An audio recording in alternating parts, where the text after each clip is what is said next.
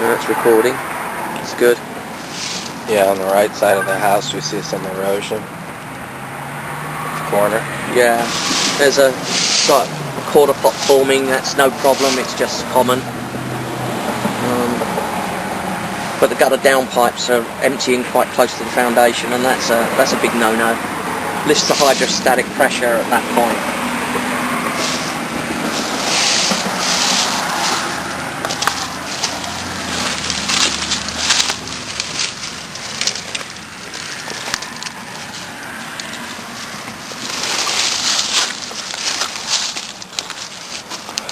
Bushes in front of on the front elevation will pour moisture from underneath the foundation.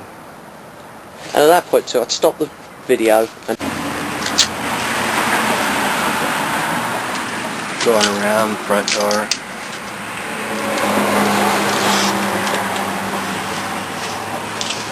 Got bushes again and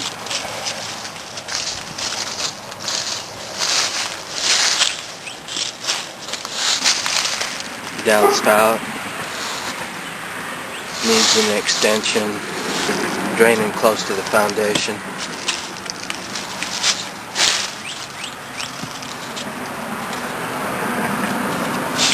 Sprinkler head right against the foundation. Bushes.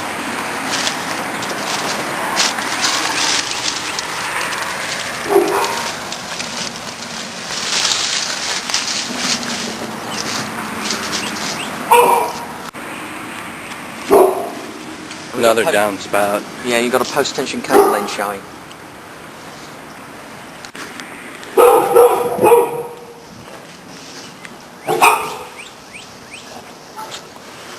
Got a spar ant mound. Look what we have. Take a photograph of that. This is a retention wall at the rear of the property, and we have expansion gaps at intervals along the wall, which is correct. Now this wall is over 4 foot tall, which means it's an engineered wall. We're in a water catchment area. This is a storage area for water in storms, so sometimes this could actually fill up completely, and above us here is the spillway. So sometimes in the future this would be a pond. Not for long, but it will last. It will be here. This wall itself is in good condition as I can observe on the day of the inspection. However, I have to recommend that should you have concerns about retaining walls at the rear of your property, you contact the city, because this will be the city's responsibility. Chimney has weathering along the fascia. There's missing gutters from that side of the building. And then that, as you pointed out earlier, that trim has slipped.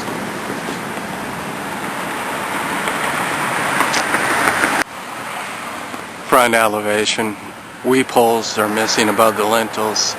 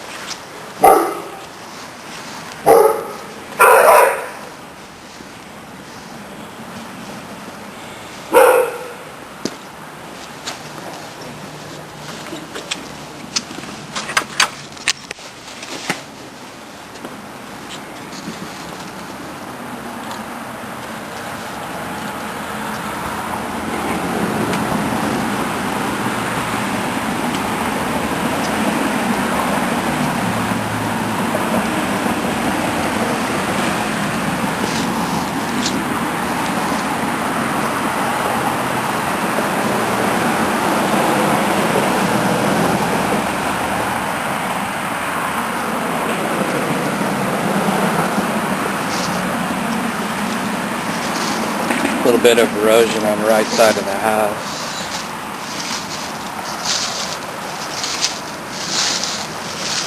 Probably due to overflow, or just coming off the eave. see the back of the chimney from around the side here.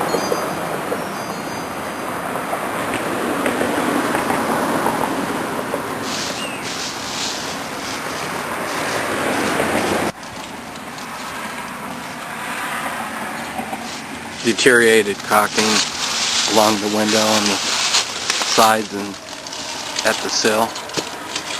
And south and the photograph. Separation along the expansion joint on the left side of the building.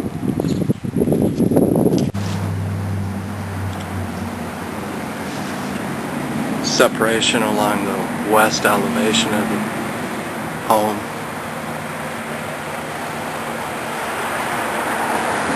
Pick a box, but just make a comment, you know, grading around the house in general condition is good.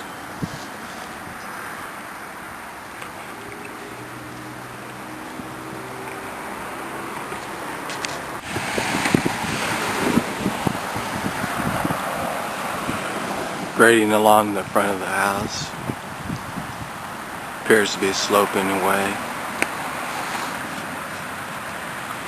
for drainage to the street.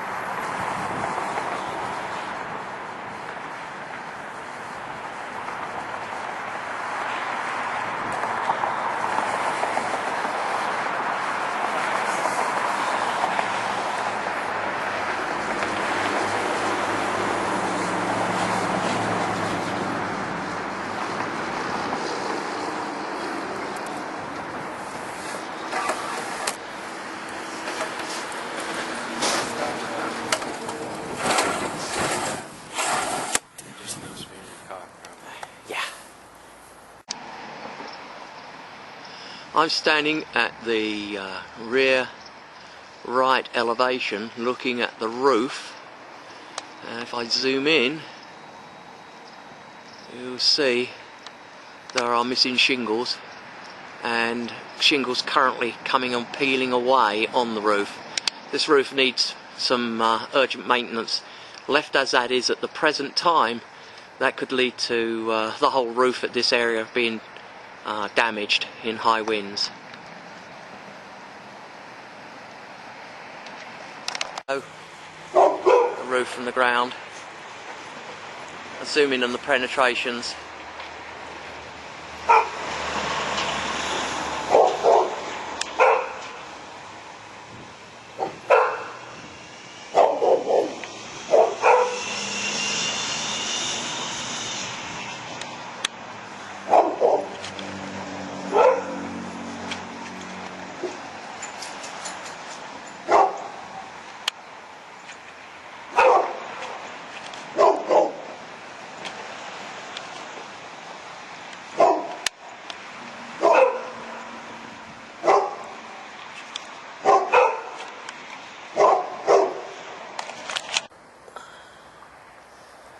The flue to the furnace is close to the turbine vent, and it's going to allow flue gases under certain weather conditions to re-enter the attic. That flue should be at least 3 foot tall and be at least 2 foot above the turbine. In addition to that, around the turbine itself are missing shingles. Likewise, if we come down to the turbine here, we've got missing shingles. I would say this roof is in need of maintenance.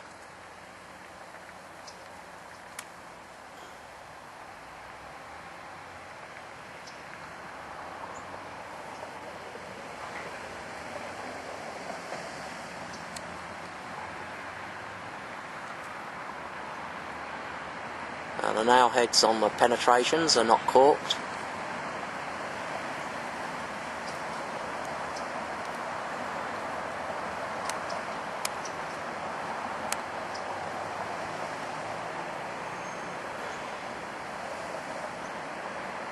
And there's damage to the underlayment on the roof.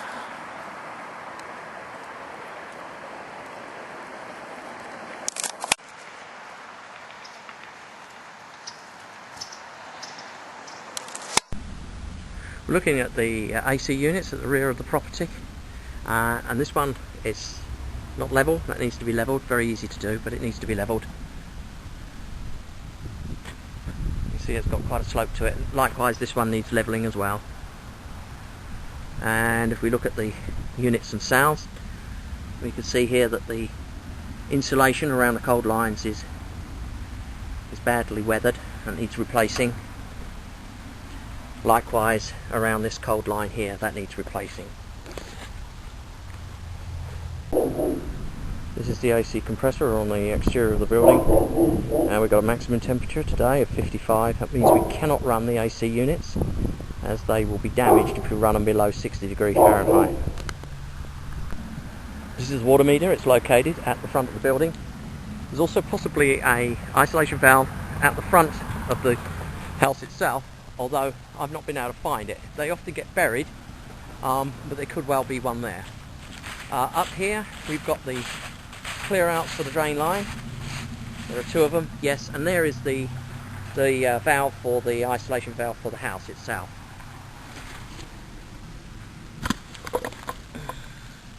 And it's full of debris, not uncommon, but that's where it's located. This is functional flow test. We've got sufficient functional flow in the bathroom. This is the master.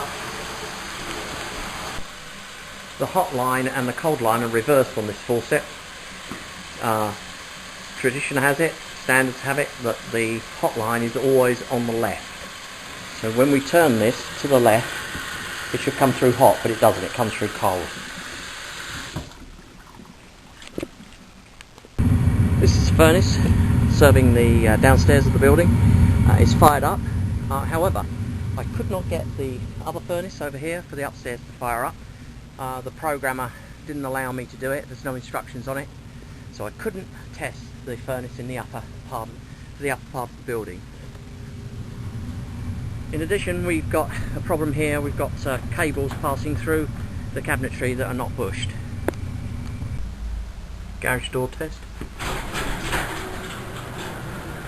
Door is closing. We've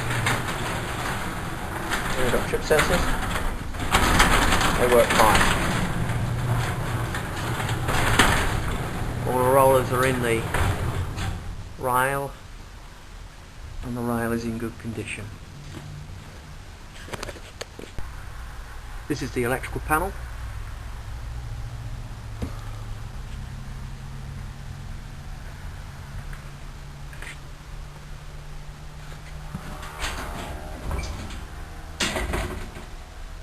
AC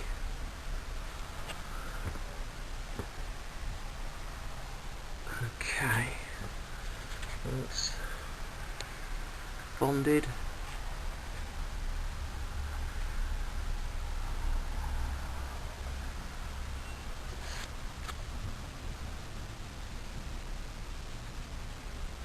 Okay, no arc fault detectors.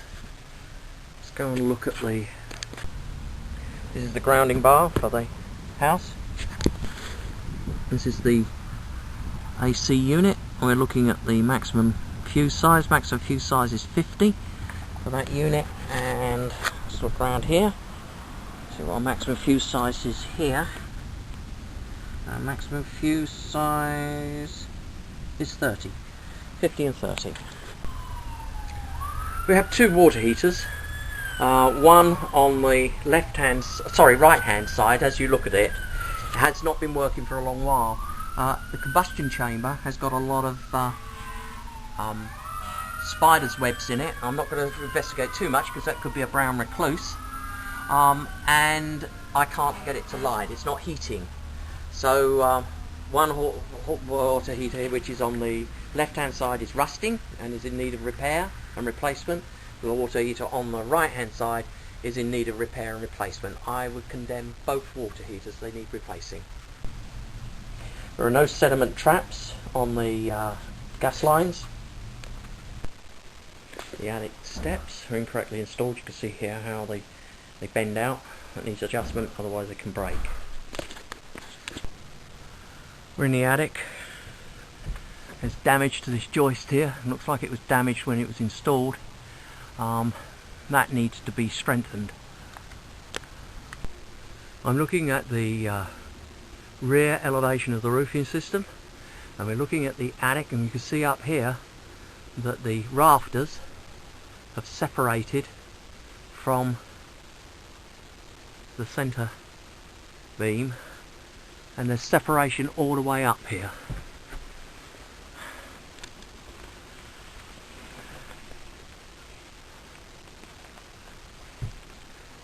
There's separation of a strut.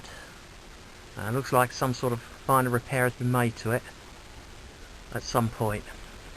I recommend that a roofer give his opinion on the condition of this roof. There appears to be a number of things that point to it being in very poor condition. In the attic here we've got a vent, bathroom vent. It's just venting into the attic. It should run to the soffits, and it's not, so that needs to be addressed. This flexible gas line, it passes over a purlin, and the roof has nails penetrating it, and it's close enough to those nails for it to come into contact with them at some time in the future, and perhaps that would cut the pipe and allow gas into the attic.